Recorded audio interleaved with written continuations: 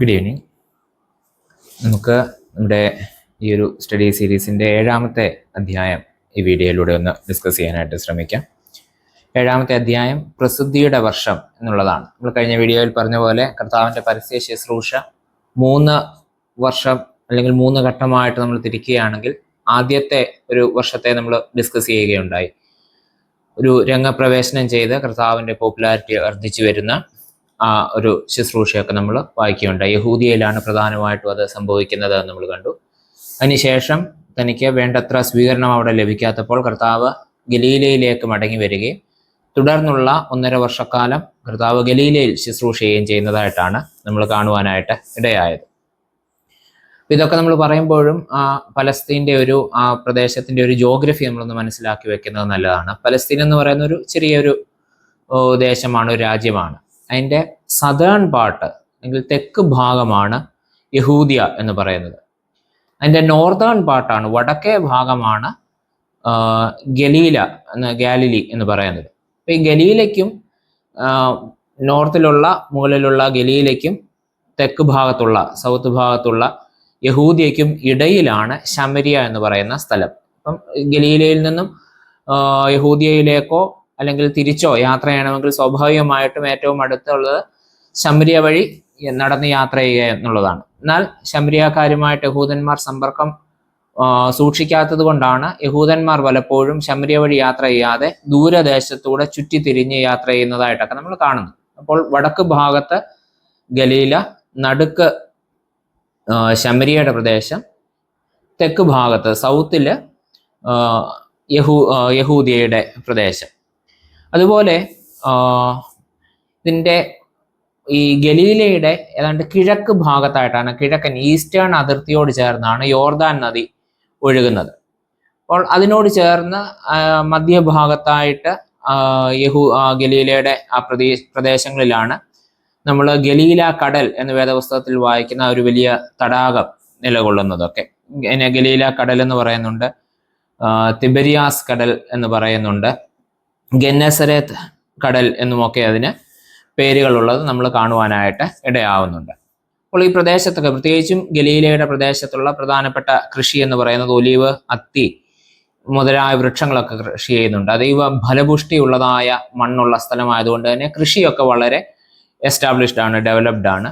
അതുപോലെ നമ്മൾ ഈ പറഞ്ഞ ഗലീല കടൽ എങ്കിൽ തിബരിയാസ് കടൽ അതിൻ്റെ അടുത്തായിട്ടുള്ളത് കൊണ്ട് ആ കടലിൽ ധാരാളം മത്സ്യങ്ങൾ ഉള്ളതുകൊണ്ട്, മീനുകൾ ഉള്ളത് കൊണ്ട് ഫിഷിങ്ങും മത്സ്യബന്ധനവും അവിടുത്തെ ഒരു പ്രധാന തൊഴിലായിട്ട് ആളുകൾ സ്വീകരിച്ചതായിട്ടൊക്കെ നമുക്ക് മനസ്സിലാക്കാം. കർത്താവിൻ്റെ ശിഷ്യന്മാരൊക്കെ മീൻപിടുത്തക്കാരാണെന്ന് നമ്മൾ പറയുമ്പോൾ അത് അവിടുത്തെ ഒരുപാട് ആളുകൾ ചെയ്തു വന്നിരുന്ന ഒരു തൊഴിലായിരുന്നു. തൊട്ടടുത്ത് ഈ ഗലീല കടൽ ഉള്ളതുകൊണ്ടും അതിൽ ധാരാളമായിട്ട് മത്സ്യസമ്പത്ത് ഉള്ളതുകൊണ്ടും അങ്ങനെയുള്ള തൊഴിലും ആളുകൾ ഏർപ്പെട്ടിരുന്നു എന്നുള്ളത് നമ്മൾ ഓർമ്മയിൽ വെക്കേണ്ടതായിട്ടുള്ള കാര്യമാണ്.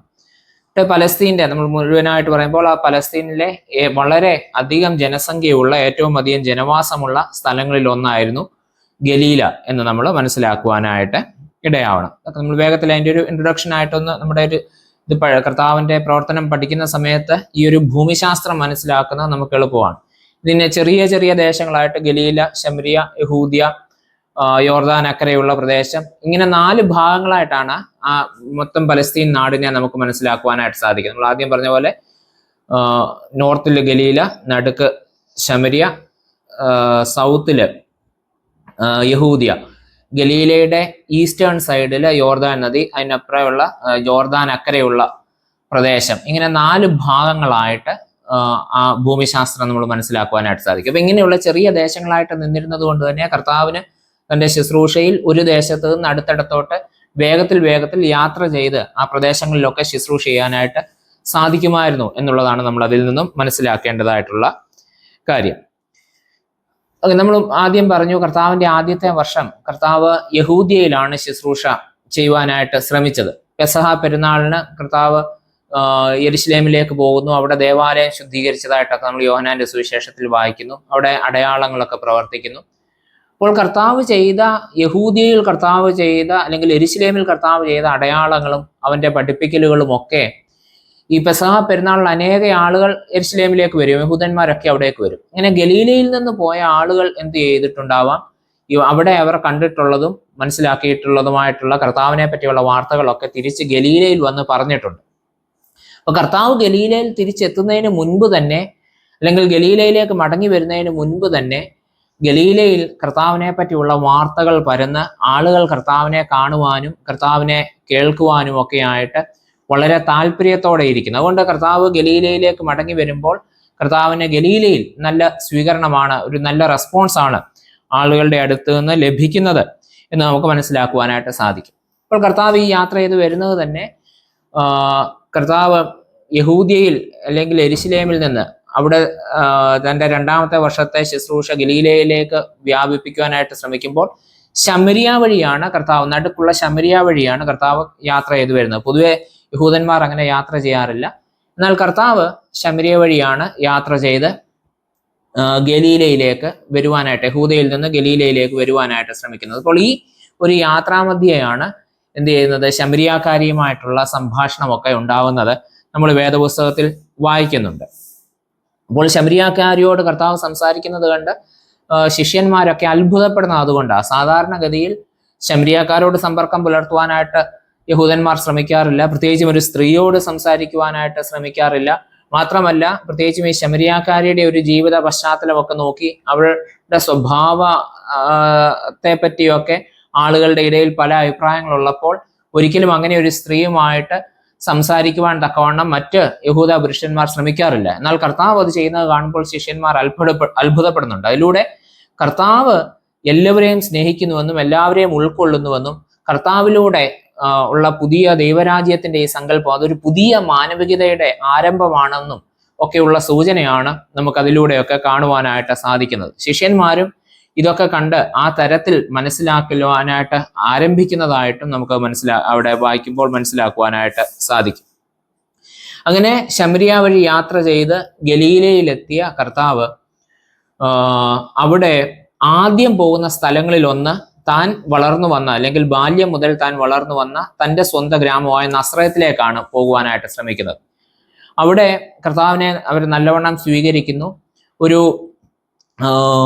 ശാബത്ത് ദിവസം സുനഗോഗിലേക്ക് കർത്താവ് ചെല്ലുമ്പോൾ അവർ കർത്താവിനെ അവിടെ പ്രസംഗിക്കുവാനും ദൈവവചനം വായിക്കുവാനുമായിട്ടും ഒക്കെ ക്ഷണിക്കുന്നത് നമ്മൾ കാണുന്നുണ്ട്. ലൂക്കോസിന്റെ സുവിശേഷം 4-ാമത്തെ അധ്യായത്തിലാണ് കർത്താവിനെ ദൈവവചനം വായിക്കാനായിട്ടും അത് വ്യാഖ്യാനിക്കാനായിട്ടും ഒക്കെ അവർ ക്ഷണിക്കുകയും, അപ്പൊ കർത്താവ് എഴുന്നേറ്റ് നിന്ന് യെശയ്യാവിന്റെ പുസ്തകത്തിൽ നിന്ന് വായിക്കുന്ന ഭാഗം, ലൂക്കോസിന്റെ സുവിശേഷം 4-ാം അധ്യായത്തിലാണ്. നസ്രത്ത് മാനിഫെസ്റ്റോ എന്ന് അതിന് പൊതുവെ പറയാറ്. അങ്ങനെ കർത്താവ് ആ ഭാഗം വായിക്കുകയും ആ ഭാഗം വായിച്ച് ദരിദ്രന്മാർക്ക് വിടുതലും ഒക്കെ പ്രസംഗിക്കുവാൻ, കർത്താവിന്റെ പ്രസാദ വർഷം പ്രസംഗിക്കുവാനും ഒക്കെയാണ് ഞാൻ വന്നിരിക്കുന്നത് എന്നുള്ള മശിഹായെ പറ്റിയുള്ള ആ ഒരു ഭാഗം വായിക്കുകയും ഈ വായിച്ച കാര്യങ്ങൾ തന്നിൽ പൂർത്തിയാകുന്നുവെന്ന് കർത്താവ് അതിനെ വ്യാഖ്യാനിച്ചു കൊടുക്കുകയും ചെയ്യുന്നുണ്ട്. അപ്പോൾ ആദ്യം കർത്താവിന്റെ വാക്കുകളിൽ അത്ഭുതം കൂറിയ ആളുകൾ, പക്ഷെ ഈ പറഞ്ഞിരിക്കുന്ന മശിഹ താനാണ് എന്ന് കർത്താവ് ക്ലെയിം ചെയ്യുമ്പോൾ അതിൽ അസൂയപ്പെടുകയും അതിൽ വൈരം കാണിക്കുകയും കർത്താവിനെ അവിടെ മലയുടെ മുകളിൽ നിന്ന് തള്ളിയിട്ട് കൊല്ലുവാനായിട്ടൊക്കെ ശ്രമിക്കുന്നതായിട്ടും ആ ഭാഗത്ത് നമ്മൾ കാണുന്നുണ്ട്. എന്നാൽ കർത്താവ് അവരുടെ ഇടയിൽ കൂടി നടന്ന് രക്ഷപ്പെട്ട് പോകുന്നതായിട്ടും നമുക്ക് മനസ്സിലാക്കുവാനായിട്ട് സാധിക്കും. പിന്നീട് തന്നെ അവർ സ്വീകരിക്കുന്നില്ല, അല്ലെങ്കിൽ താൻ മശിഹായാണ് എന്ന് പറഞ്ഞപ്പോൾ അവർ തന്നെ എതിർക്കുന്നുവെന്ന് കണ്ട കർത്താവ് പിന്നീട് നസറയത്തിൽ നിന്ന് മാറി അതിനോട് ചേർന്ന കഫർനഹൂമിലാണ് പിന്നീട് കർത്താവ് താമസിക്കുകയും പ്രവർത്തിക്കുകയും ഒക്കെ ചെയ്യുന്നതായിട്ട് കാണും. എന്നാൽ 1-2 വട്ടം തനിക്ക് പ്രിയപ്പെട്ട നസ്രയത്തിലേക്ക് മടങ്ങി വരികയും ജനങ്ങളെ സ്വാധീനിക്കുവാൻ ശ്രമിക്കുകയും ഒക്കെ ചെയ്യുന്നുണ്ടെങ്കിലും നസ്രയത്തിൽ ആളുകൾ അത്ര കണ്ട് തന്നെ സ്വീകരിക്കുന്നില്ല എന്ന് കണ്ടിട്ട് കർത്താവ് പിന്നീട് പ്രധാനമായിട്ടും ഏതാണ്ട് പിന്നീടുള്ള 1.5 വർഷക്കാലം കഫർനഹൂമിനെയും അതിനെ ചുറ്റിപ്പറ്റിയുള്ള പ്രദേശങ്ങളിലും ഒക്കെ ആയിട്ടാണ് കർത്താവിന്റെ ശുശ്രൂഷ മുൻപോട്ട് നടക്കുന്നതായിട്ട് നമുക്ക് കാണുവാനായിട്ട് സാധിക്കുന്നത്. അവിടെ പെതിയെ കഫർനഹൂമിനും അതിന് ചുറ്റുമുള്ള ദേശങ്ങളിലുമൊക്കെ കർത്താവിനെ പറ്റി ഉള്ള ശ്രുതി പരക്കുന്നു. അനേക ആളുകൾ കർത്താവിനെ കേൾക്കുവാനായിട്ട് കടന്നു വരുന്നു. കർത്താവ് പോകുന്ന ഇടങ്ങളിലെല്ലാം വലിയ ജനക്കൂട്ടം ഉണ്ടാകുന്നു. അങ്ങനെ പട്ടണത്തിൽ 1000-ങ്ങളും 10,000-ങ്ങളും ഒക്കെ ജനങ്ങൾ കർത്താവിനെ കേൾക്കുവാനായിട്ട് ഒരുമിച്ച് കൂടുമ്പോൾ അവിടെ പട്ടണത്തിൽ അതിന് സ്ഥലമില്ലാത്തത് കൊണ്ട് കർത്താവ് ഈ തന്നെ കാണുവാൻ വരുന്ന ജനങ്ങളെ കൊണ്ട് കടൽ തീരത്തേക്കും മലയിലേക്കും ഒക്കെ മാറിപ്പോയിരുന്ന് അവിടെ ജനങ്ങളെ പഠിപ്പിക്കുന്നതൊക്കെ നമ്മൾ വേദപുസ്തകത്തിൽ വായിക്കുന്നുണ്ട്. അത് കർത്താവ് പിന്നെ അവിടെ ലഭിക്കുന്നതായ ഗെയിൻ ചെയ്യുന്ന പോപ്പുലാരിറ്റിയാണ് നമുക്ക് മനസ്സിലാക്കുവാനായിട്ട് സാധിക്കുന്നത്. കർത്താവ് ചെയ്യുന്ന അത്ഭുതങ്ങളും അടയാളങ്ങളും കണ്ടിട്ടും രോഗികളെ സൗഖ്യമാക്കുന്നത് കണ്ടിട്ടും കർത്താവിന്റെ വായിൽ നിന്ന് വരുന്ന അത്ഭുതകരമായ വചനങ്ങൾ കേട്ടിട്ടുമൊക്കെ വലിയ ജനസഞ്ചയം കർത്താവ് പോകുന്നിടത്തൊക്കെ കർത്താവിനെ ഫോളോ ചെയ്യാനായിട്ട് തുടങ്ങുന്നു. അങ്ങനെ പട്ടണങ്ങളിൽ ഇടമില്ലാതെ കർത്താവ് കടൽ തീരത്തേക്കും പിന്നീട് എവിടേക്കാണ് മലയുടെ മുകളിലേക്കുമൊക്കെ കർത്താവ് പോകുന്നതായിട്ട് ജനക്കൂട്ടത്തെയും കൊണ്ട് പോകുന്നതായിട്ട് നമുക്ക് കാണുവാനായിട്ട് സാധിക്കുന്നുണ്ട്. ഇത് കർത്താവിന്റെ 2-ാമത്തെ വർഷത്തിന്റെ പ്രവർത്തനത്തിന്റെ ഒരു ചെറിയ പിക്ചറാണ് നമുക്ക് അവിടെ കാണുവാനായിട്ട് സാധിക്കുന്നത്. പിന്നീട് കർത്താവിന്റെ അപ്പോസ്തോലന്മാരെ പറ്റി അല്ലെങ്കിൽ കർത്താവ് തിരഞ്ഞെടുത്ത ശിഷ്യന്മാരെ പറ്റി കൂടി നമ്മളൊന്ന് വേഗം ചിന്തിക്കുന്നത് ആവശ്യമാണ്, അല്ലെ? കർത്താവ് നമ്മൾ കഴിഞ്ഞ അധ്യായത്തിൽ പറഞ്ഞു, ആദ്യം കർത്താവിനെ കണ്ടുവരുന്നത് യോഹന്നാന്റെ 2 ശിഷ്യന്മാരാണ്, അന്ത്രയോസും മറ്റൊരു ശിഷ്യനും. യോഹന്നാൻ സ്നാപകന്റെ ശിഷ്യന്മാരായിരുന്നു. അവർ കർത്താവിനെ അനുഗമിക്കുന്നു. അവരിലൂടെ പത്രോസിലേക്ക് എത്തുന്നു, നഥനയേലിലേക്ക് വരുന്നു, ഫിലിപ്പോസിലേക്ക് വരുന്നു. ഇതൊക്കെ നമ്മൾ കാണുകയുണ്ടായി.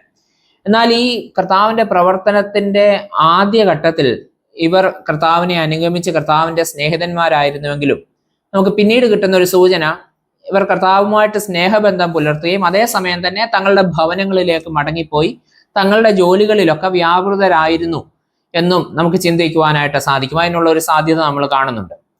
അപ്പോൾ 3 തട്ടിലായിട്ടാണ് അല്ലെങ്കിൽ 3 ടേംസിലാണ് ഈ ഡിസൈപ്പിൾഷിപ്പിലേക്കുള്ള ഒരു പ്രോഗ്രഷൻ നമുക്ക് ശിഷ്യന്മാരിൽ കാണാനായിട്ട് പറ്റുന്നത്. ആദ്യം കർത്താവിനെ പറ്റി കേട്ടിട്ട് കർത്താവിന്റെ പിന്നാലെ വരികയും കർത്താവുമായിട്ട് ഒരു സ്നേഹബന്ധത്തിൽ ഏർപ്പെടുകയും ചെയ്യുന്നു, കർത്താവിന്റെ സുഹൃത്തായിട്ട് മാറുന്നു. അതോടൊപ്പം തന്നെ അവർ തങ്ങളുടെ ഭവനങ്ങളിൽ വസിക്കുന്നു, സ്വന്തം ഭവനങ്ങളിൽ വസിക്കുന്നു, അവരുടെ ജോലികളിലൊക്കെ വ്യാപൃതരാകുന്നു. അത് 1-ാമത്തെ ഘട്ടം. അതിനുശേഷമാണ് ഇവനെ അനുഗമിക്കാൻ കൊള്ളാമെന്ന് തോന്നിയിട്ട് വീടുപേക്ഷിച്ച് കർത്താവിന്റെ പിന്നാലെ സഞ്ചരിക്കുന്ന ഒരു കൂട്ടമായിട്ട് രൂപപ്പെടുന്നു. അങ്ങനെ ഒരുപാട് ആളുകളുണ്ടായിരുന്നു. തങ്ങളുടെ ജോലി സ്ഥലത്തു നിന്നും തങ്ങളുടെ ഭവനത്തിൽ നിന്നുമൊക്കെ മാറി ഇവൻ മശിഹായാണ് എന്നുള്ള വലിയ ബോധ്യത്തിൽ കർത്താവിനെ അനുഗമിക്കുന്ന ഒരുപാട് ആളുകൾ. അതാണ് 2-ാമത്തെ ഘട്ടം. അങ്ങനെ കർത്താവിനെ അനുഗമിക്കുന്ന ഈ ഒരുപാട് ആളുകളുടെ കൂട്ടത്തിൽ നിന്നുമാണ് 12 പേരെ പ്രത്യേകമായിട്ട് കർത്താവ് തിരഞ്ഞെടുക്കുന്നത്. തന്നോടുകൂടെ ഇരിപ്പാനും പ്രസംഗിക്കേണ്ടതിന് അയപ്പാനും ഭൂതങ്ങളെ പുറത്താക്കേണ്ടതിന് അധികാരമുണ്ടാകുവാനും തക്കവണ്ണം അവൻ 12 പേരെ തിരഞ്ഞെടുത്തു എന്ന് പറയുന്നത് ഇങ്ങനെ തൻ്റെ പിന്നാലെ വന്ന വലിയ ജനക്കൂട്ടത്തിൽ നിന്നും 12 പേരെ തിരഞ്ഞെടുത്തതായിട്ടാണ് നമുക്ക് മനസ്സിലാക്കുവാനായിട്ട് സാധിക്കുന്നത്. ഇങ്ങനെ 3 തലങ്ങളിലായിട്ട് സംഭവിക്കുന്ന ഒരു പ്രോഗ്രസീവ് ഗ്രോത്ത് ആണ് ഈ ഡിസൈപ്പിൾഷിപ്പിലേക്കുള്ള അല്ലെങ്കിൽ കർത്താവ് അപ്പോസ്തോലന്മാരെ തിരഞ്ഞെടുത്ത ആ ഒരു തിരഞ്ഞെടുപ്പ് എന്ന് നമുക്ക് മനസ്സിലാക്കുവാനായിട്ട് സാധിക്കും. ഓക്കെ, അത് കഴിഞ്ഞു. പിന്നെ യേശുവിന്റെ പ്രവർത്തനത്തിൽ സഹകരിക്കുന്നതിന് വേണ്ടിയാണ് കർത്താവ് ഈ ശിഷ്യന്മാരെ വിളിക്കുന്നത്. അപ്പോൾ 2 ശുശ്രൂഷകളാണ് കർത്താവ് അവരിൽ നിന്നും പ്രതീക്ഷിക്കുന്നത്. എങ്ങനെയാണ് അവർ സഹകരിക്കേണ്ടത് അല്ലെങ്കിൽ എന്ത് ശുശ്രൂഷയാണ് കർത്താവ് അവരെ ഏൽപ്പിക്കേണ്ടത്? ഇതിന് 2 തലമുണ്ട്. ഒന്ന്, ആ ദേശത്തും ആ സമയത്തും കർത്താവിനോട് ചേർന്ന് പ്രവർത്തിക്കുക, അല്ലെ? കർത്താവിന് എത്തിച്ചേരാൻ കഴിയാത്ത ഇടങ്ങളിൽ കർത്താവിന് വേണ്ടി പോവുക, രോഗികളെ സൗഖ്യമാക്കുക, അതൊക്കെ നമ്മൾ കാണുന്നുണ്ട്. പല ഇടങ്ങളിലേക്ക് കർത്താവ് ഇവരെ നിയോഗിച്ചയക്കുന്നുണ്ട്. അപ്പോൾ കർത്താവിനോട് കൂടെയുള്ളതായ ശുശ്രൂഷയിൽ പങ്കുകാരാവുന്നതിന് വേണ്ടിയാണ് അപ്പോസ്തലന്മാരെ തിരഞ്ഞെടുത്തത്. എന്നാൽ അത് മാത്രമല്ല, കർത്താവിന്റെ ജീവിതകാലത്ത് ചെയ്തു തീരാത്ത മുൻപോട്ടുള്ള ദൗത്യമുണ്ട്. താൻ സ്വർഗാരോഹണം ചെയ്തു കഴിഞ്ഞിട്ടും ഈ ദൈവരാജ്യത്തിന്റെ ദൗത്യം മുന്നോട്ട് പോകേണ്ടതായിട്ടുണ്ട്. അപ്പോൾ അതിനും വേണ്ടി കൂടിയാണ് ശിഷ്യന്മാരെ തിരഞ്ഞെടുക്കുന്നത്. ഒന്ന്, തന്നോട് കൂടെ ഇരുന്ന് തൻ്റെ ദൗത്യത്തിൽ പങ്കാളികളായി ആ ദേശത്തും ആ സമയത്തും പ്രവർത്തിക്കുവാനും, പിന്നീട് 2-മതെന്ന് പറയുന്നത് തൻ്റെ ഉയർത്തെഴുന്നേൽപ്പിനും സ്വർഗാരോഹണത്തിന് ശേഷം തൻ്റെ ഈ മിഷൻ, ഈ ദൗത്യം ഈ ലോകത്തിൽ നാനാജാതികളിലേക്കും ഈ സുവിശേഷം എത്തിക്കുവാൻ തക്കവണ്ണം, ഇങ്ങനെ 2 ചുമതലകൾക്ക് വേണ്ടിയാണ് ശിഷ്യന്മാരെ കർത്താവ് തിരഞ്ഞെടുക്കുന്നത് എന്ന് നമുക്ക് മനസ്സിലാക്കുവാനായിട്ട് സാധിക്കും. ഈ അപ്പോസ്തോലൻ എന്നുള്ള വാക്ക് അത് നമ്മളൊന്ന് മനസ്സിലാക്കുന്നത് നല്ലതാണ്. യഹൂദന്മാർക്ക് ഒരു സെന്നിദ്രീം സംഘം ഉണ്ടായിരുന്നു എന്നറിയാം. അത് മറ്റൊരു തരത്തിൽ പറഞ്ഞാൽ യഹൂദന്മാരുടെ കോടതി എന്ന് വേണമെങ്കിൽ നമുക്ക് പറയാം. ന്യായപ്രമാണ പ്രകാരം വിധി കൽപ്പിക്കുന്നതൊക്കെ ഈ സെന്നിദ്രീം സംഘമാണ്. അപ്പോൾ ഈ സെന്നിദ്രീം സംഘത്തിന് ദൂരദേശങ്ങളിൽ പോയി മതപരമായ ചില ചുമതലകൾ നിർവഹിക്കേണ്ടി വരുമ്പോൾ, അങ്ങനെ പോകാൻ പ്രയാസമുള്ളപ്പോൾ ഇവരെന്ത് ചെയ്യും? അവർ ചില ആളുകളെ നിയോഗിച്ചയക്കും. തങ്ങൾക്ക് ചെല്ലുവാൻ പറ്റാത്ത ഇടങ്ങളിലേക്ക് തങ്ങൾക്ക് വേണ്ടി അവർ ചില ആളുകളെ ദൗത്യമേൽപ്പിച്ചയക്കും. അവരെ അപ്പോസ്തോലന്മാരാണ് എന്ന വാക്കുകൊണ്ടാണ് അന്ന് വിളിച്ചിരുന്നത്. ഇതേ വാക്ക് തന്നെയാണ് കർത്താവിന്റെ ശിഷ്യന്മാർക്കും നൽകുന്നത്, അപ്പോസ്തോലൻ എന്നുള്ള വാക്ക്. അതിന്റെ അർത്ഥം അയക്കപ്പെട്ടവൻ എന്നുള്ളത്. എന്ന് പറഞ്ഞാൽ വേറെ ഒരാൾ തന്റെ ദൗത്യം ഏൽപ്പിച്ച് തനിക്ക് പകരമായി ചുമതലകൾ ഏൽപ്പിച്ച് അയക്കുന്നു എന്നുള്ള അർത്ഥത്തിലാണ്, അയക്കപ്പെട്ടവൻ എന്ന അർത്ഥത്തിൽ കർത്താവ് ശിഷ്യന്മാർക്കും ഈ അപ്പോസ്തോലന്മാർ എന്നുള്ളതായ പേരിൽ തന്നെ അവരെയും അറിയപ്പെടുവാനായിട്ട് ഇടയാവുന്നു. അപ്പൊ കർത്താവ് ശിഷ്യന്മാരെ തിരഞ്ഞെടുക്കുന്ന എന്തായിരുന്നു ഇവരുടെ യോഗ്യത എന്ന് നമ്മൾ ഒന്ന് ചിന്തിക്കുന്നത് നല്ലതാണ്. ഒരുപക്ഷെ ആ ദേശത്ത് വളരെ പഠിപ്പുള്ള, അറിവുള്ള, വലിയ കുടുംബങ്ങളിൽ ജനിച്ച പാരമ്പര്യമുള്ള ആളുകളൊക്കെ ഒരുപാട് ഉണ്ടായിരുന്നായിരിക്കും. എന്നാൽ കർത്താവ് തിരഞ്ഞെടുക്കുന്ന ആളുകൾ കൂടുതലും ആരാണ്? തൊഴിലാളികളായ ആളുകളാണ്. അപ്പോൾ ലോകപ്രകാരമുള്ള ജ്ഞാനമോ ലോകപ്രകാരമുള്ള യോഗ്യതയോ ആയിരുന്നില്ല കർത്താവ് കണ്ടത് എന്ന് നമ്മൾ അതിൽ നിന്നും ചിന്തിക്കുവാനായിട്ട് ഇടയാവണം. സാധാരണക്കാരായ ആളുകൾ, മീൻപിടുത്തത്തിൽ ഏർപ്പെട്ടിരുന്ന ആളുകൾ, അതുപോലെ ചുങ്കം പിരിക്കുവാൻ ടാക്സ് കളക്ടേഴ്സ് ആയിട്ടുള്ള ആളുകൾ, മറ്റാളുകൾ അവജ്ഞയോടെ നോക്കിക്കണ്ടിരുന്ന ടാക്സ് കളക്ടേഴ്സ് ആയിട്ടുള്ള ആളുകൾ, ഇങ്ങനെയൊക്കെ ഉള്ളവരെയാണ് കർത്താവ് വിളിക്കുന്നത്. സാധാരണക്കാരായ തൊഴിലാളികളെ അവരുടെ ഇടങ്ങളിൽ ചെന്നിട്ടാണ് കർത്താവ് ഈ വലിയ ശുശ്രൂഷയ്ക്ക് വേണ്ടി ഒരുക്കുന്നത് എന്ന് നമുക്ക് മനസ്സിലാക്കുവാനായിട്ട് സാധിക്കും. മറ്റൊരു തരത്തിൽ പറഞ്ഞാൽ കർത്താവിന്റെ തൊഴിൽ നമുക്കറിയാം, ആശാരിയായിരുന്നു. ഒരു മരക്കഷ്ണം കിട്ടിയാൽ താൻ ഉദ്ദേശിക്കുന്ന രൂപത്തിലുള്ള ഉപകരണം അതിൽ നിന്നും ഉണ്ടാക്കിയെടുക്കുവാൻ കഴിവുള്ള ഒരു തൊഴിൽ ചെയ്തിരുന്ന മനുഷ്യനാണ് കർത്താവ്. അതേ രീതിയിൽ തന്നെയാണ് ഈ ശിഷ്യന്മാരെ പോലും രൂപപ്പെടുത്തുന്നത് നമുക്ക് മനസ്സിലാക്കാം. പ്രത്യേകമായ മെറിറ്റ്സ് ഒന്നുമില്ലെങ്കിലും തനിക്ക് ഇഷ്ടപ്പെട്ട തൻ്റെ കൈകളിലേക്ക് എത്തിച്ചേരുന്ന ആ ശിഷ്യഗണത്തെ മനോഹരമായ ഈ വലിയ ദൗത്യത്തിന് വേണ്ടി ഒരുക്കുന്ന കർത്താവിനെ നമുക്ക് അവിടെ കാണുവാനായിട്ട് സാധിക്കും. അത് കർത്താവിന്റെ ഒരു വലിയ കർത്താവ് ശിഷ്യത്വത്തിലേക്ക് വിളിക്കുന്നതിന്റെ ഒരു വലിയ അനുഭവമാണ്. എത്ര യോഗ്യതയില്ല എന്ന് മറ്റുള്ളവർ കരുതുന്നവരാണെങ്കിലും കർത്താവിന്റെ കരങ്ങളിലേക്ക് എത്തുമ്പോൾ തനിക്കിഷ്ടമുള്ള തരത്തിൽ, തനിക്കിഷ്ടമുള്ള രൂപത്തിലേക്ക് അവരെ മാറ്റിയെടുക്കുവാൻ തക്കവണ്ണം കർത്താവിന് ഇടയാവുന്നു. അതുകൊണ്ടാണ് പറയുന്നത്, ഞാൻ മീൻ പിടിക്കുന്നവരെ മനുഷ്യരെ പിടിക്കുന്നവരാക്കും എന്ന് പറയുന്നത്. കർത്താവ് അവരെ ഭംഗിയും രൂപവും കഴിവുമുള്ളവരാക്കി ഈ ശുശ്രൂഷയ്ക്ക് വേണ്ടി മാറ്റി രൂപപ്പെടുത്തി എടുക്കുന്നു എന്നുള്ളത് നമുക്ക് മനസ്സിലാക്കുവാനായിട്ട് സാധിക്കും. ഈ കർത്താവ് തിരഞ്ഞെടുക്കുന്ന ശിഷ്യന്മാർ തന്നെ ഓരോരുത്തരും ഓരോ സ്വഭാവക്കാരായിരുന്നു. അപ്പോൾ ശിമോൻ പത്രോസിനെ എരിവുകാരൻ എന്നാ പറയുന്നത്. എരിവുകാരൻ എന്ന് പറയുന്നത് റോമ ഗവൺമെന്റിനെതിരെ വളരെ ശക്തമായിട്ട് വെറുപ്പോടെ അവർക്കെതിരെ പോരാടുവാൻ തക്കവണ്ണം എന്തും ചെയ്യുവാൻ തയ്യാറായി നിൽക്കുന്ന ഒരു കൂട്ടമാണ് എരിവുകാരെന്ന് പറയുന്നത്. അപ്പോൾ പത്രോസിന്റെ സ്വഭാവവും അങ്ങനെയാണ്. ആ ഒരു എരിവുകാരനായ ശിമോൻ എന്ന് പറയുമ്പോൾ ഏത് സാഹസത്തിനും മുതിരുന്ന, തൻ്റെ ആദർശത്തിന് വേണ്ടി എന്തും ചെയ്യുവാൻ മടിയില്ലാത്ത ഒരു മനുഷ്യനാണ് ശിമോൻ പത്രോസ് എന്ന് പറയുന്നത്. എന്നാൽ അത് റോമാക്കാരോട് അത്രയേറെ വെറുപ്പുള്ള മനുഷ്യനാണ്. എന്നാൽ അതേപോലെ തന്നെ കർത്താവിന്റെ ശിഷ്യനായിരുന്ന മത്തായിയെ നോക്കൂ. മത്തായി എന്താണ്? ഈ റോമ ഗവൺമെന്റിന് വേണ്ടി ചുങ്കം പിരിച്ചിരുന്ന ആളാണ്. അപ്പൊ ചുരുക്കി പറഞ്ഞാൽ മത്തായും ശിമോൻ പത്രോസും അങ്ങോട്ടും ഇങ്ങോട്ടും ഒരു തരത്തിൽ ശത്രുക്കളാണ് എന്ന് നമുക്ക് വേണേൽ പറയാം. എന്നാൽ കർത്താവ് വിളിച്ച ശിഷ്യഗണത്തിൽ ഈ വ്യത്യസ്ത തലത്തിൽ നിൽക്കുന്നവരും തോളോട് തോൾ ചേർന്ന് പ്രവർത്തിക്കുന്നു എന്നുള്ളതാണ് ഈ ശിഷ്യത്വത്തിന്റെ മനോഹാരിത എന്ന് പറയുന്നത്.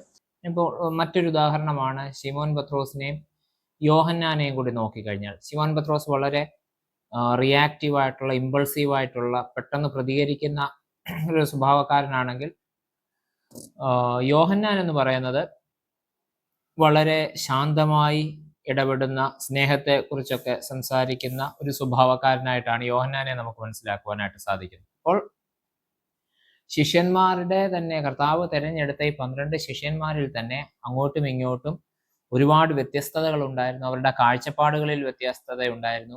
അവരുടെ രാഷ്ട്രീയപരമായ താല്പര്യങ്ങളിൽ, കാഴ്ചപ്പാടുകളിൽ വ്യത്യാസങ്ങൾ ഉണ്ടായിരുന്നു. സ്വഭാവത്തിൽ വ്യത്യാസങ്ങൾ ഉണ്ടായിരുന്നു.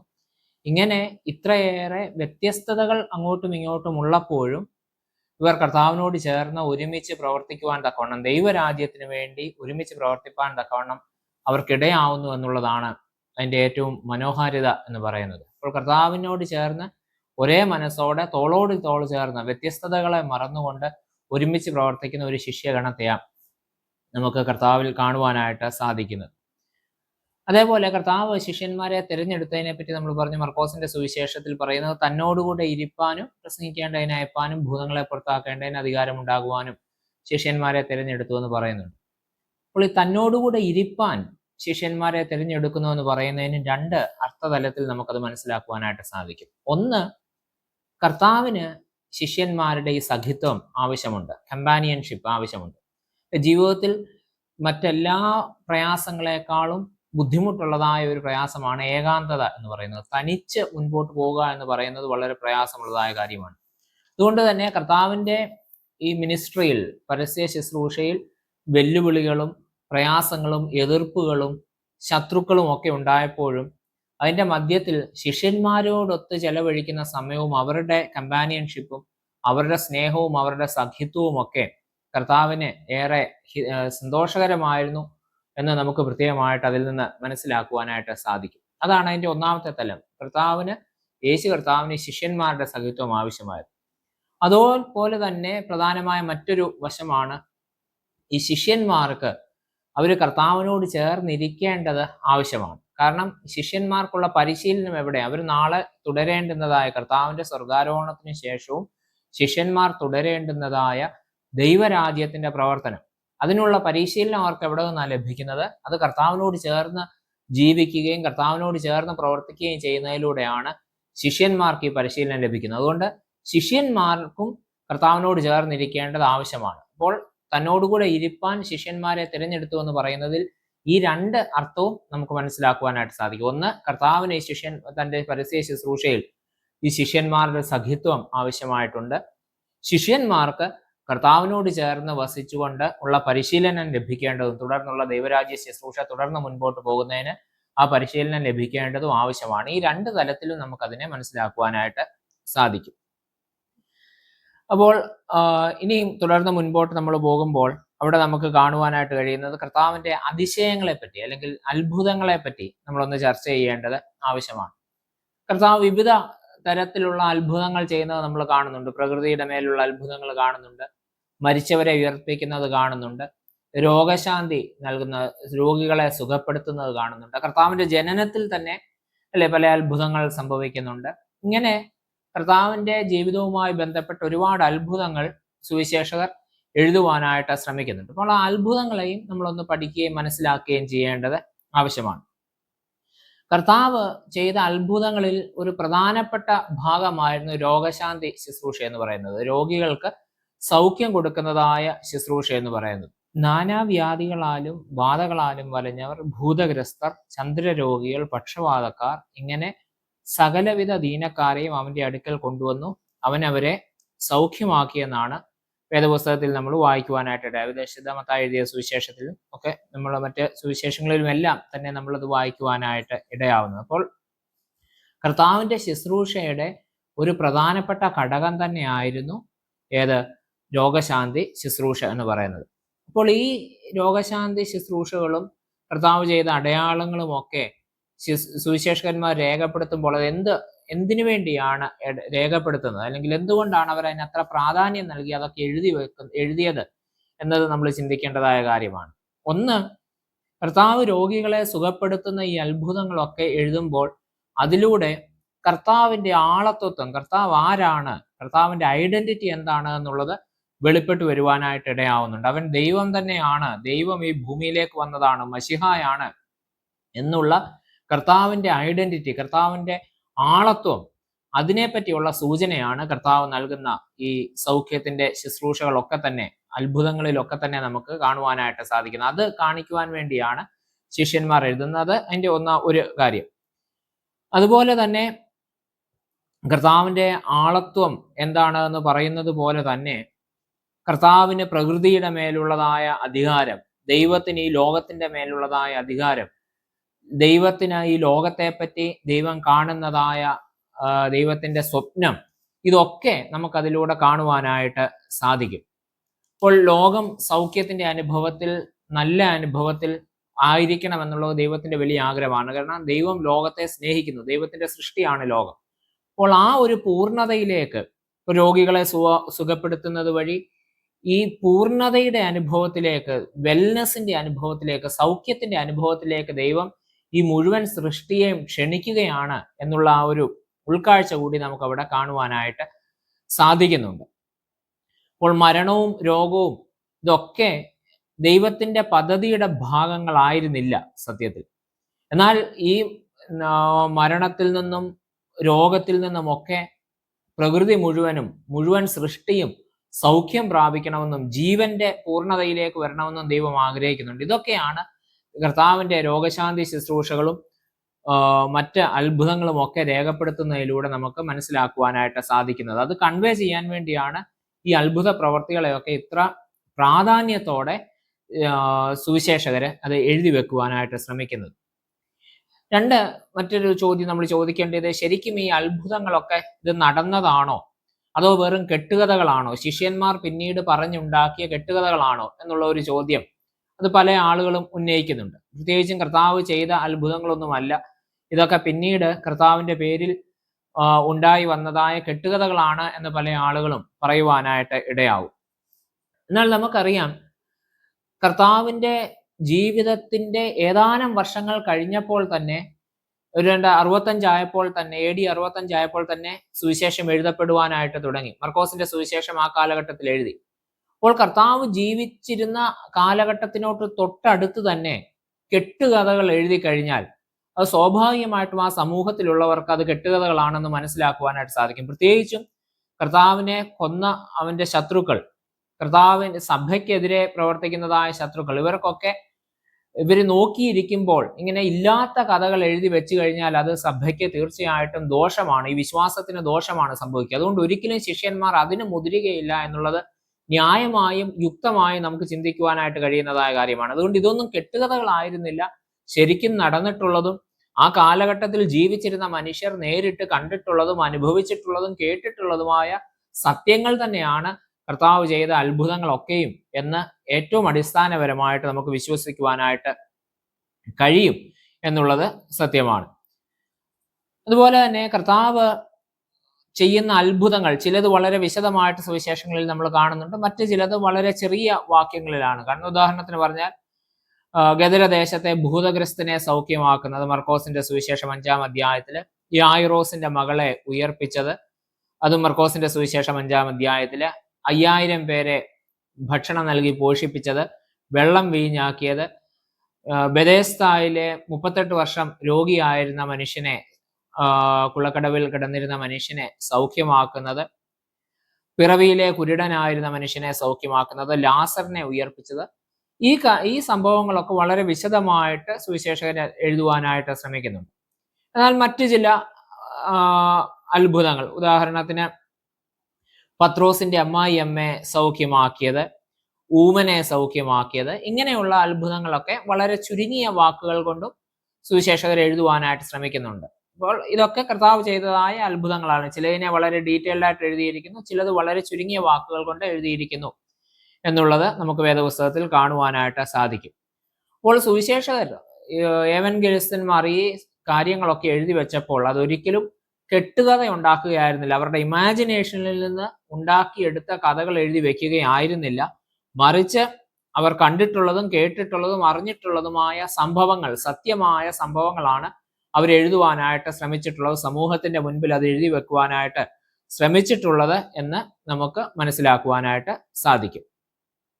അപ്പോൾ കർത്താവ് ചെയ്ത ഈ അത്ഭുതങ്ങളുടെയൊക്കെ അതെന്തിലേക്കാണ് പോയിന്റ് ചെയ്യുന്നത്, അതിന്റെ അർത്ഥം എന്താണ്? നമ്മൾ മുൻപേ പറഞ്ഞു വന്നതുപോലെ അതിനോട് കണക്റ്റഡ് ആയിട്ട് തന്നെയാണ്. ഒന്ന്, താൻ മശിഹായാണ്, തൻ്റെ ആളത്വം എന്താണ്, ഈ ഭൂമിയിൽ പിറന്നിരിക്കുന്ന മനുഷ്യനായി വന്നിരിക്കുന്ന ദൈവം തന്നെയാണ് അവൻ എന്ന് കാണിക്കുവാൻ വേണ്ടിയാണ് സുവിശേഷകർ വളരെ പ്രാധാന്യത്തോടെ ഇത് എഴുതി വെക്കുവാനായിട്ട് ശ്രമിച്ചിട്ടുള്ളത്. കർത്താവ് ചെയ്ത അത്ഭുതങ്ങളിലൂടെ എല്ലാം ഇതാണ് നമുക്ക് മനസ്സിലാക്കുവാനായിട്ട് കഴിയുന്ന ഒരു കാര്യം, ഇവൻ സാക്ഷാൽ ദൈവപുത്രൻ തന്നെയാണ്, ശരിക്കും ദൈവം തന്നെയാണ് എന്ന് ഉള്ള ദൈവത്തിന്റെ ശക്തിയെ സൂചിപ്പിക്കുന്ന അടയാളങ്ങളാണ് കർത്താവ് ചെയ്ത അത്ഭുതങ്ങളൊക്കെ. അതുപോലെ തന്നെ കർത്താവ് ഈ അത്ഭുതങ്ങൾ ചെയ്യുവാനായിട്ട് പ്രേരിപ്പിച്ച ഘടകം എന്തായിരുന്നു? നമുക്ക് പ്രധാനമായിട്ടും കാണുന്ന ഒരു കാര്യം കർത്താവിന്റെ മനസ്സലിവാണ് എന്നുള്ളതാണ്. കാരണം കർത്താവ് രോഗികളെ സുഖപ്പെടുത്തുന്നിടത്തും അത്ഭുതം പ്രവർത്തിക്കുന്നിടത്തും ഒക്കെ കർത്താവ് മനസ്സലിഞ്ഞ് ചെയ്തു എന്ന് നമുക്ക് വായിക്കുവാനായിട്ട് ഇടയാം. അപ്പോൾ ഉദാഹരണത്തിന് 5000-ത്തിലധികം പുരുഷാരത്തെ അപ്പം നൽകുമ്പോൾ ജനത്തെ വിശക്കുന്നവരായിട്ട് കണ്ടിട്ട് കർത്താവിന് അവരോട് മനസ്സലിവ് തോന്നിയിട്ടാണ് കർത്താവ് അത്ഭുതം ചെയ്യുവാനായിട്ട് ഇടയാവുന്നത്. അതുപോലെ തന്നെ നയീനിലെ വിധവയുടെ മകനെ സൗഖ്യമാക്കുന്നത്, ഉയർപ്പിക്കുന്നത്, മരിച്ചുപോയ ആളെ ഉയർപ്പിക്കുന്നത്, അത് ആ വിധവയുടെ ജീവിതാവസ്ഥയോട് മനസ്സലിവ് തോന്നിയിട്ടാണ്.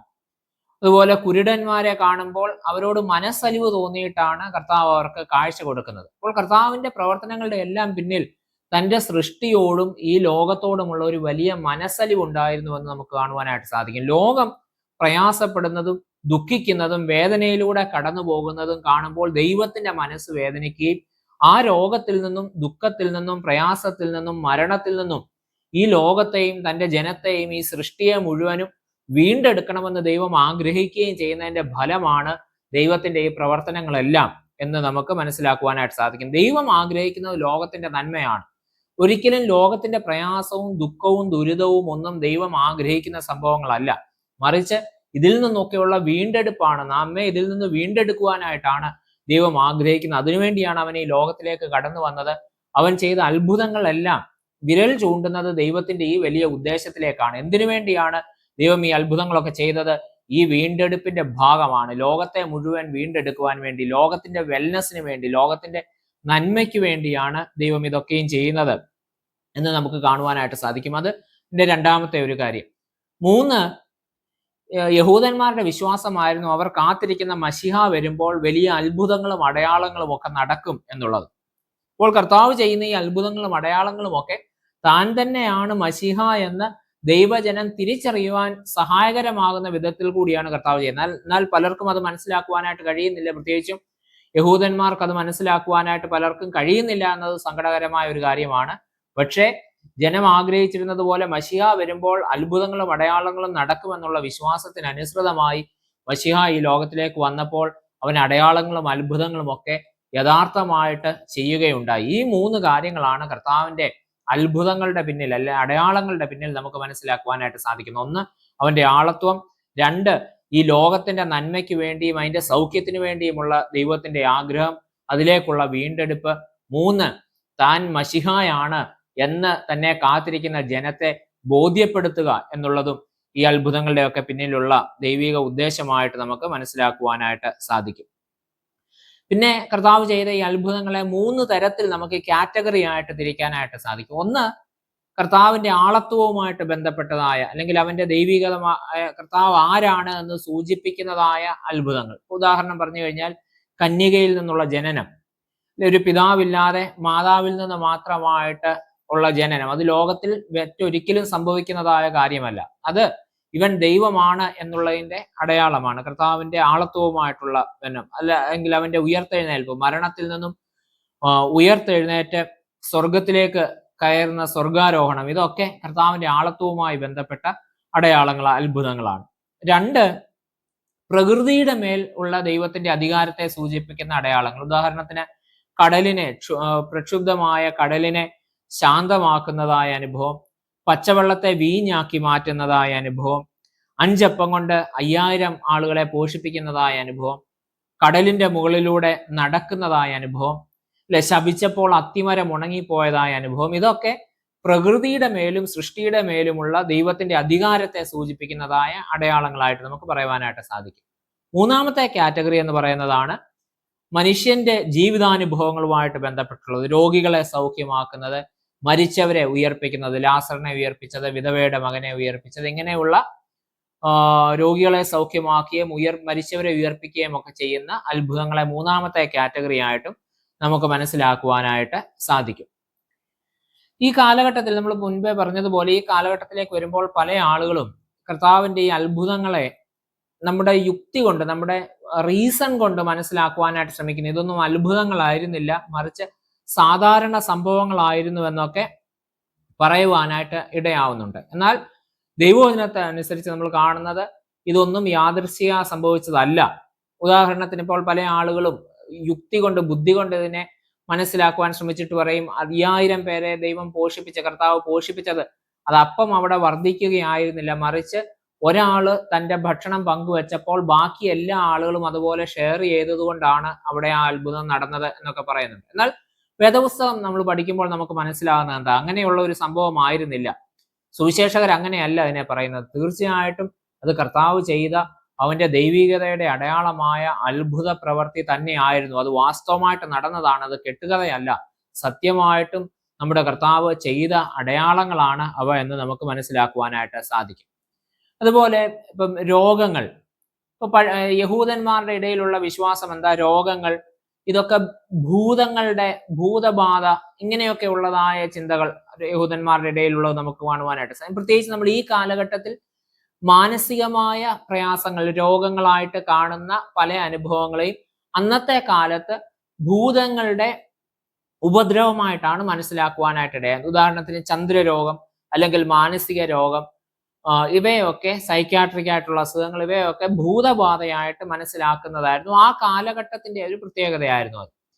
പ്രത്യേകിച്ചും യഹൂദന്മാരുടെ പാരമ്പര്യത്തിലെ അങ്ങനെയുള്ള ഒരു ചിന്തയുണ്ടായിരുന്നു. ആ പഴയ നിയമ കാലഘട്ടത്തിലേക്ക് നോക്കുമ്പോൾ ഒരു മനുഷ്യന്റെ ജീവിതത്തിൽ സംഭവിക്കുന്ന നല്ലതാണെങ്കിലും മോശമാണെങ്കിലും അതെല്ലാം ദൈവം വരുത്തുന്നതാണ് എന്ന് ചിന്തിക്കുമെന്ന ഒരു കാലഘട്ടം ഉണ്ടായിരുന്നു. അതിനുശേഷം പിന്നീട് മുൻപോട്ട് വരുമ്പോൾ കർത്താവിന്റെയൊക്കെ കാലഘട്ടമാകുമ്പോഴേക്കുമാണ് യഹൂദന്മാർ ഈ തരത്തിൽ ഉള്ള ചിന്ത, രോഗങ്ങളും മാനസിക രോഗങ്ങളും ഒക്കെ ഭൂതബാധ കൊണ്ട് ഉണ്ടാവുന്നതാണ് എന്ന് ചിന്തിക്കുന്നതായ അനുഭവം അവിടെ ഉണ്ടായിരുന്നു. അപ്പോൾ അങ്ങനെ ചിന്തിക്കുന്ന ഒരു കാലഘട്ടത്തിലാണ് കർത്താവ് എന്ത് ചെയ്യുന്നത്? ഈ രോഗികളെയൊക്കെ സൗഖ്യമാക്കുന്നതായിട്ട് നമ്മൾ കാണുന്നത്. അപ്പോൾ പ്രത്യേകിച്ചും നമ്മൾ ഭൂതങ്ങളെ പുറത്താക്കിയ അനുഭവമൊക്കെ, ഇപ്പോൾ ഗദരദേശത്തെ ഭൂതഗ്രസ്തനായ മനുഷ്യനെ സൗഖ്യമാക്കി. നമുക്കത് വായിക്കുമ്പോൾ അതൊരു മാനസിക രോഗമായിരുന്നു എന്ന് ഇന്ന് മനസ്സിലാക്കുവാനായിട്ട് സാധിക്കും. എന്നാൽ ആ കാലഘട്ടത്തിൽ ജനം വിശ്വസിച്ചിരുന്നതിനോട് ചേർന്ന് നിന്നുകൊണ്ടാണ് കർത്താവ് അവർക്ക് സൗഖ്യം നൽകുവാനായിട്ട് ഇടയാവുന്നത്. ആ രോഗത്തിന്റെ ആത്മാവിനെ മാറ്റുകയും സൗഖ്യത്തിന്റെ അനുഭവം അവർക്ക് ആ മനുഷ്യന് നൽകുകയും ഒക്കെ ചെയ്യുന്നത് ആ തരത്തിലാണ് നമുക്ക് കാണുവാനായിട്ട് സാധിക്കുന്നത്. അതിലൂടെയൊക്കെ സൂചിപ്പിക്കുന്നത് എന്താ? ഈ രോഗമൊക്കെ സാത്താൻ വരുത്തുന്നതാണ് എന്ന്, അല്ലെങ്കിൽ പിശാചിന്റെ ബാധ കൊണ്ട് വരുന്നതാണ് എന്ന് വിശ്വസിക്കുന്ന ജനത്തിന്റെ മുൻപിൽ ആ രോഗം സൗഖ്യപ്പെടുത്തുമ്പോൾ കർത്താവ് അടയാളപ്പെടുത്തുന്ന ഒരു സത്യമുണ്ട്. ഈ രോഗങ്ങളുടെ മേലും പിശാചിന്റെ മേലും അധികാരമുള്ള, വിജയം നേടുന്ന ദൈവരാജ്യത്തിന്റെ അനുഭവത്തെ പറ്റി അവിടെ കാണുവാനായിട്ട് ഇടയാവുന്നത്. അപ്പോൾ പിശാചാണ് ഈ രോഗങ്ങളൊക്കെ ഉണ്ടാക്കുന്നതെങ്കിൽ ആ രോഗം സൗഖ്യമാക്കുന്ന അനുഭവം കാണുമ്പോൾ എന്ത് മനസ്സിലാക്കണം? ദൈവം പിശാചിന്റെ മേൽ, ദുരാത്മാക്കളുടെ മേൽ വിജയം പ്രാപിക്കുന്നു. തിന്മ ശക്തികളുടെ മേൽ ദൈവത്തിന്റെ വിജയം തന്നെയാണ് അത് എന്ന് ആ കാലഘട്ടത്തിൽ അങ്ങനെ ചിന്തിക്കുന്ന മനുഷ്യർക്ക് അത് മനസ്സിലാക്കിയെടുക്കുവാനായിട്ട് സാധിക്കും. അപ്പോൾ ആ കാലഘട്ടത്തിന്റെ ചിന്തകളോടും അവരുടെ മനസ്സിലാക്കലുകളോടും അന്നത്തെ കാലത്തെ സയൻസിന്റെ, ശാസ്ത്രത്തിന്റെ മനസ്സിലാക്കലുകളുടെയും ഒക്കെ പരിധിക്കുള്ളിൽ നിന്നുകൊണ്ടാണ് കർത്താവ് ഈ കാര്യങ്ങളൊക്കെ പഠിപ്പിക്കുകയും ചെയ്യുകയും ചെയ്യുന്നത് എന്ന് നമുക്ക് മനസ്സിലാക്കുവാനായിട്ട് സാധിക്കും. അപ്പൊ നമുക്കൊരു ചോദ്യമുള്ള, ഈ കർത്താവ് യഥാർത്ഥത്തിൽ ദൈവമാണ് എങ്കിൽ അവന് ഇതെല്ലാം ഈ അന്നത്തെ ശാസ്ത്രത്തിനും അപ്പുറത്തേക്കുള്ള കാര്യങ്ങൾ ദൈവത്തിന് അറിയുകയില്ലായിരുന്നു. പിന്നെ എന്തുകൊണ്ടാ അന്നത്തെ മനുഷ്യരുടെ വിജ്ഞാനത്തിന്റെ തലത്തിൽ നിന്നുകൊണ്ട് കർത്താവ് പ്രവർത്തിക്കുന്നത് എന്ന് നമുക്ക് തോന്നുവാനായിട്ടിടയാവും. എന്നാൽ നമ്മൾ മനസ്സിലാക്കേണ്ട ഒരു കാര്യം, കർത്താവ് മനുഷ്യനായതിനെ പറ്റി വേദപുസ്തകം എന്താ പറയുന്നത്? ഫിലിപ്പിയ ലേഖനം 2-ാം അധ്യായത്തിലാണ്, അവൻ ദൈവരൂപത്തിലിരിക്കെ ദൈവത്തോടുള്ള സമത്വം മുറുകെ പിടിച്ചുകൊള്ളണമെന്ന് വിചാരിക്കാതെ ദാസരൂപമെടുത്ത് മനുഷ്യ സാദൃശ്യത്തിനായി തന്നെത്താൻ ഒഴിച്ച് വേഷത്തിൽ മനുഷ്യനായി. എന്ന് പറഞ്ഞു കഴിഞ്ഞാൽ, ദൈവം ഒരു മനുഷ്യനായിട്ട് ഭൂമിയിൽ ജനിച്ചപ്പോൾ മനുഷ്യനുള്ള എല്ലാ പരിമിതികളെയും സ്വീകരിച്ചുകൊണ്ടാണ് ദൈവം മനുഷ്യനായിട്ട് ഈ ഭൂമിയിൽ ജീവിച്ചത്. അപ്പോൾ ആ കാലഘട്ടത്തിലെ മനുഷ്യരുടെ അറിവിന്റെ പരിധിക്കുള്ളിൽ നിന്നുകൊണ്ട്, ആ മനുഷ്യന്റെ പരിമിതികൾക്കുള്ളിൽ നിന്നുകൊണ്ട്, ആ കാലഘട്ടത്തിലെ ശാസ്ത്രത്തിന്റെ വളർച്ചയുടെ ഉള്ളിൽ നിന്നുകൊണ്ട്, ആ കാലഘട്ടത്തിലെ മനസ്സിലാക്കലുകളുടെ ഉള്ളിൽ നിന്നുകൊണ്ട്, ആ പരിമിതികൾക്കുള്ളിലേക്കാണ് ദൈവം ഇറങ്ങി വന്നത്, അല്ലെങ്കിൽ ഇറങ്ങി വരുവാൻ ദൈവത്തിന് മനസ്സായത് എന്ന് നമുക്ക് മനസ്സിലാക്കുവാനായിട്ട് സാധിക്കണം. എല്ലാം അറിയുന്നവനായ ദൈവം ഈ ഭൂമിയിൽ വന്ന് മനുഷ്യനായി പിറന്ന് ജീവിക്കുമ്പോൾ മനുഷ്യന്റെ പരിമിതികൾ, അവന്റെ അറിവിന്റെ പരിമിതികൾ, അവന്റെ ശരീരത്തിൻ്റെതായ പരിമിതികൾ, അവന്റെ ജീവിതത്തിൻ്റെതായ പരിമിതികൾ, ഇതെല്ലാം സ്വീകരിച്ചുകൊണ്ട് തന്നെയാണ് ദൈവം ഈ മനുഷ്യരുടെ ഇടയിൽ, നമ്മുടെ ഇടയിൽ ജീവിച്ച് പ്രവർത്തിച്ചത് എന്ന് നമുക്ക് മനസ്സിലാക്കുവാനായിട്ട് സാധിക്കും.